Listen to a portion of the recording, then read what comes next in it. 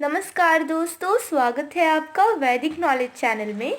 आज हम आपको बताएंगे कि शारदीय नवरात्रि में माँ की पूजा में किन किन चीज़ों का इस्तेमाल किया जाता है। आज का ये वीडियो स्टार्ट करने से पहले अगर आपने चैनल को सब्सक्राइब नहीं किया है तो प्लीज़ इसे सब्सक्राइब करें और साथ ही बेल आइकन को भी दबा दें ताकि आपको हमारे चैनल के नए नए अपडेट्स मिलते रहें।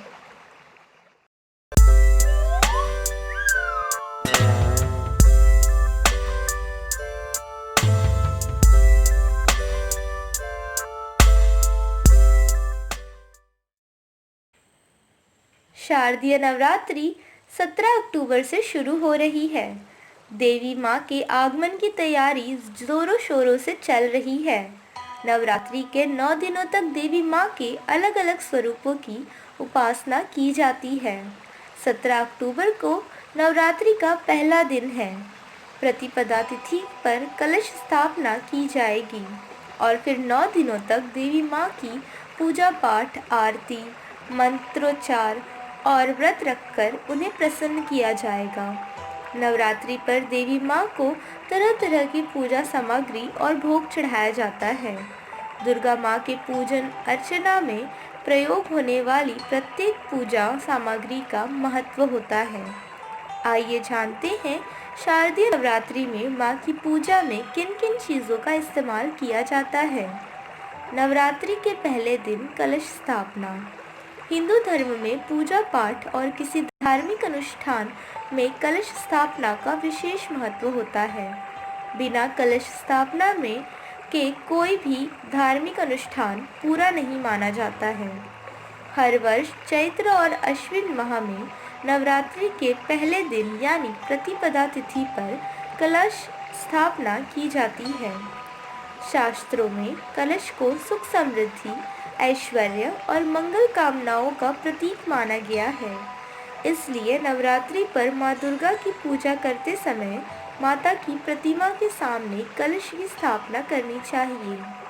नवरात्रि पर ज्वारे का महत्व। नवरात्रि पर ज्वारे उगाए जाते हैं। घट स्थापना के ही दिन माता की चौकी के सामने ज्वार बोए जाते हैं। मान्यता है कि नवरात्रि पर जौ बोना बहुत ही शुभ होता है। कलश के सामने मिट्टी के पात्र में जौ को बोया जाता है।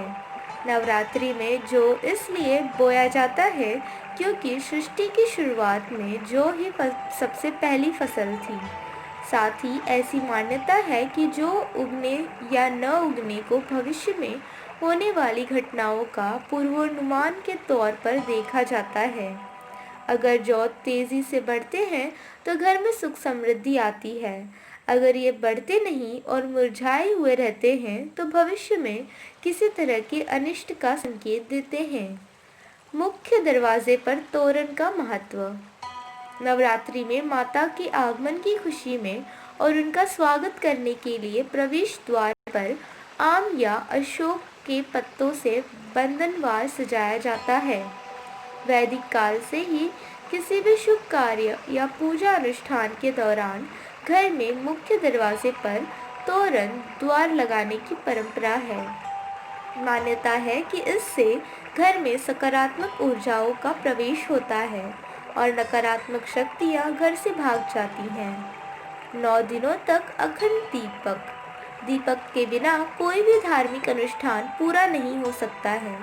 घर पर शुद्ध देसी घी के दिए जलाने पर देवी देवताओं की विशेष कृपा प्राप्त होती है। इसके अलावा घर से नकारात्मक शक्तियों का प्रभाव भी दूर हो जाता है।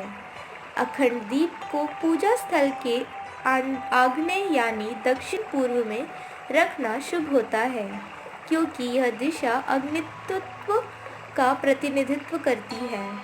लाल गुड़हल का फूल। देवी दुर्गा को लाल गुड़हल का फूल बहुत ही प्रिय होता है। मान्यता है जो भी व्यक्ति लाल गुड़हल का फूल अर्पित करता है माता उसकी मनोकामना जरूर पूरी करती है। नवरात्रि पर लाल गुड़हल का फूल अवश्य अर्पित करना चाहिए। नारियल। पवित्र और शुभ कार्यों का आरंभ करने में नारियल को जरूर रखा जाता है। मान्यता है कि नारियल में भगवान विष्णु और माता लक्ष्मी का वास होता है। ऐसे में नवरात्रि पर कलश स्थापना के साथ लाल कपड़े में नारियल ज़रूर रखें।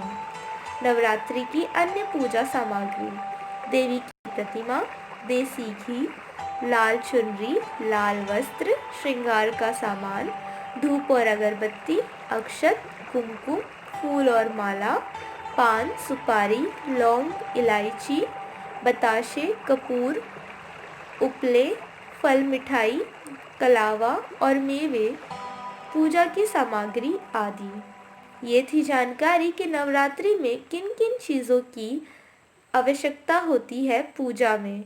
अगर आपको ये वीडियो पसंद आया हो तो प्लीज़ इस वीडियो को लाइक करें, शेयर करें और कमेंट करें। धन्यवाद।